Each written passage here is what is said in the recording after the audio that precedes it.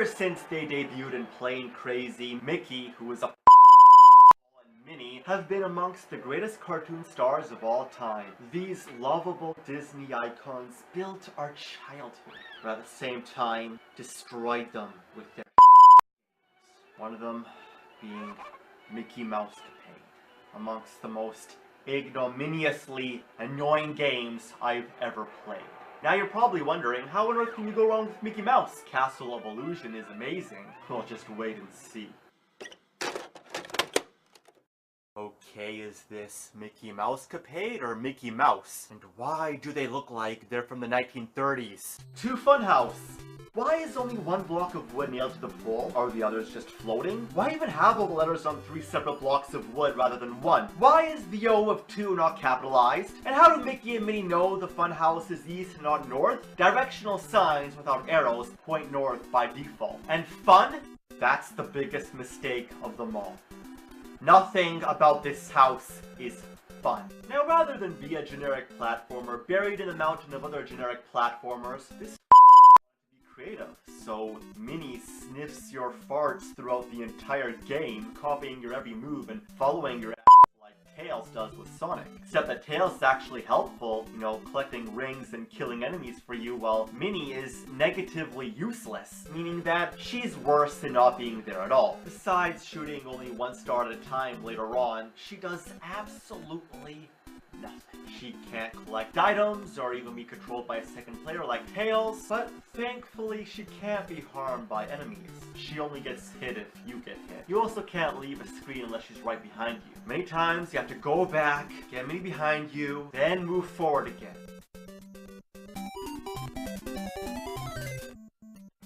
Now, folks, this is what you call bad level design.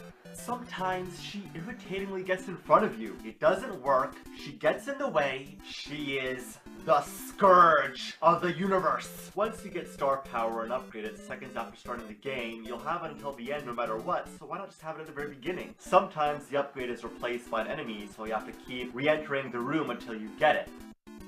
Look at this!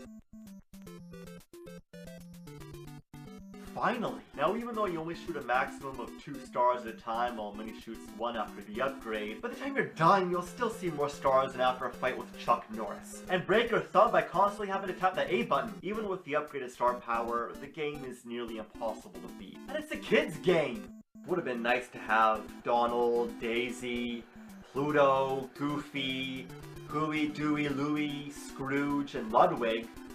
Then again, they'd probably make them all follow your Mickey Mouse Parade. It's bad enough with Mickey and Minnie, and would even be bad enough with just Mickey, because the horrendous control. It's sluggishly imprecise, and when you jump one way, you'll freeze fall every time you try to go the other. A mighty pain in the trying to jump over enemies. There's so many of them, and they throw so many things, the sprites keep flickering, with massive slowdown, which can be good, because they move and attack so fast. Some are practically unavoidable. Some take so long to kill, while others are so hard to hit because of imprecise aiming control. Some keep dodging every attack, so you have to keep changing the pattern. And Minnie keeps facing the wrong way when shooting. Also, if you leave a room and return, they immediately respawn. You just have to keep playing it, following patterns and memorizing where everything is. You can't jump while on ladders, which sucks. Fortunately, there's extra lives, blue diamonds that kill all enemies on screen, cakes that recover a bit of health, and red diamonds that recover all health. You reveal these items by shooting every square inch of empty space, and lights that look like upside down grenades. But there's so many recovery items, they make it almost impossible for you not to beat level 1. There's even Adventure Island's Invincibility Fairy, but later on, nothing will save you. Now when you fight a boss, the most annoying music plays that is worse than having a cymbal monkey clash its cymbals on your ears. After you beat the first boss and get the key, you have to travel all the way back to the very beginning. A very cheap way to artificially lengthen the level.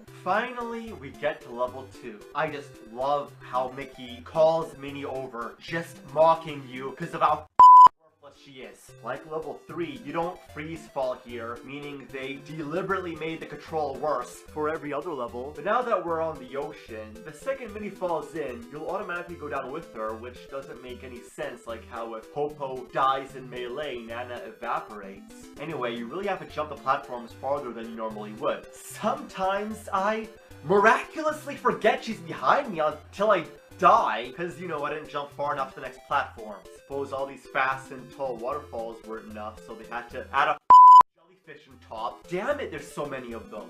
Oh, and look, there's even flying fish. What a the music is the worst. It's so nice and cheerful. It's like laughing at me. Will Armageddon rains forth upon this game? You think that's enough balls, you croco? This. How is any kid supposed to dodge all these balls? Damn it!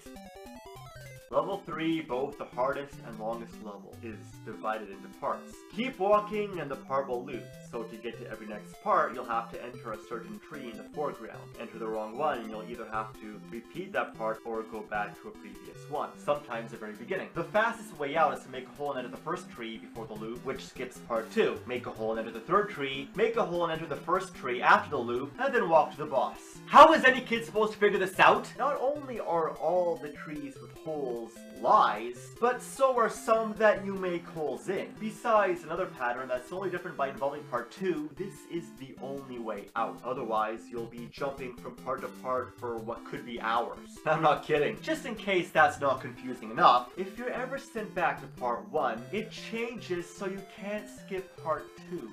Oh, and if Minnie falls in a bottomless pit? Yeah. And why must it take like 10 years to make holes and reveal items? You know what's really annoying? Why must there be so many enemies guarding the pits? This is one of the cheapest games I've ever played. Other way, you mini.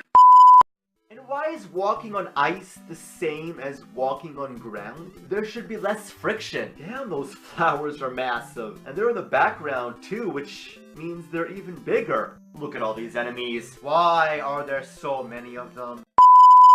This. Why is aiming control so bad? What a Finally! Trying to dodge them all is suicide, so you might as well try to shoot down every one in your path. Never would it be wise here not shoot. They never end! The music is even worse. It's torture. It's even more cheerful than before, and it's like forcing me to be happy while I'm mad as Damn it! Look at her cheeks. Look at his smile. Oh, that's funny.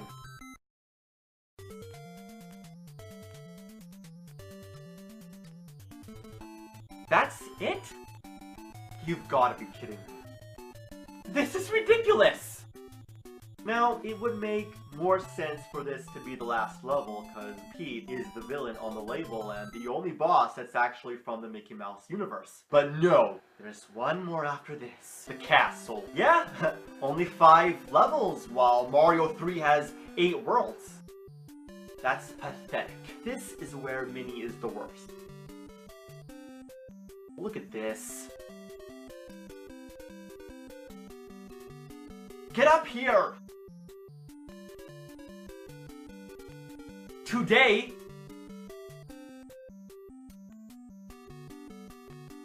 you grumpy daughter of a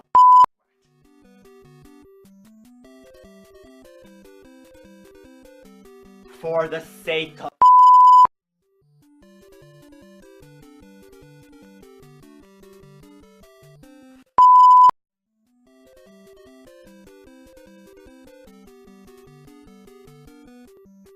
oh, man.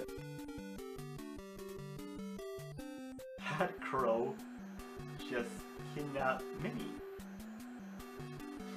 That would have been awesome if I didn't need her to beat the level! So, now I have to go to the bonus room and win her back. Now, when Minnie is missing, the next hidden item you reveal will be the key. So you have to shoot everywhere until you reveal it. Grab it to unlock and enter the bonus room. The goal is to touch the correct Tweety Bird or whatever the are. Touch the wrong one and you have to go back to reveal another key to restart. Now, you'd assume that everyone you get wrong only narrows down the option the next time you play, but no, that's not how it works. It's always random, meaning if the last one was wrong the first time, it could be right the second. Because of this, every round is pure chance.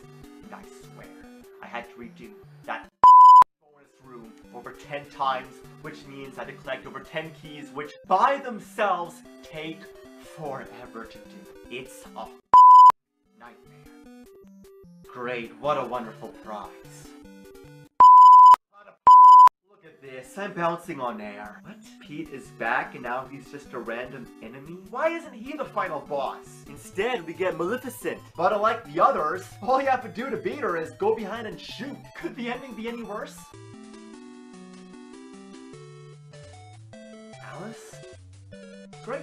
So that was the objective the entire time. To save Alice. Alice? What the does Alice have to do with the Mickey Mouse universe? Well, other than being a Disney character. And that's it? Nothing else? End? You'd be better off getting anal walrus with elephantiasis of the What a disgrace to the mouse's legacy.